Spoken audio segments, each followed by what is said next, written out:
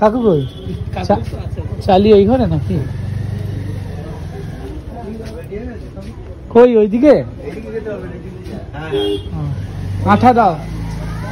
আঠা মায়ের চালিটা নেওয়া বাকি ছিল তো মায়ের চালিটা নিতে চলে এসেছি চালিটা প্রতি বছর এত লেট হয় আর তার সাথে আঠা মায়ের কিন্তু সাজ হয়ে গেছে চালিটাকে আজকে রেডি করব সো এখন অনেক ঠাকুর ইনকমপ্লিট মানে এগুলো কবে করবে কি জানে বাবা এদিকে তো প্রচুর বাকি গো সো চলো চালিটা কোথায়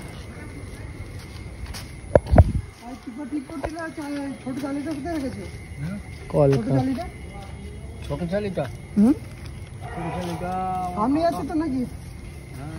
বলতে পারছি না কাকা কোন কলকা নাকি এগুলো বাহ এই হলো সেই চালিটা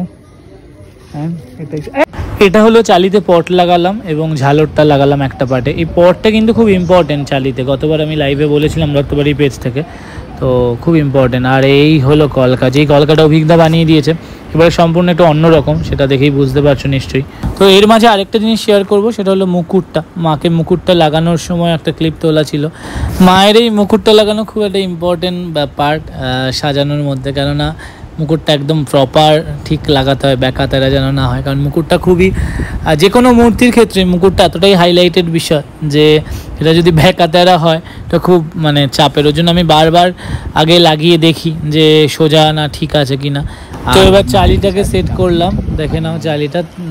এই হলো সম্পূর্ণ এক চালার মায়ের মূর্তি এবং কেমন লাগছে অবশ্যই কমেন্ট করে জানি আমি কিন্তু ফার্স্ট এরকম গয়না করালাম কেননা চালিটা দেখবে একটু সাদা গোছের মানে একদম সাদা কোনো কালার নেই পুরো গয়নাটাতে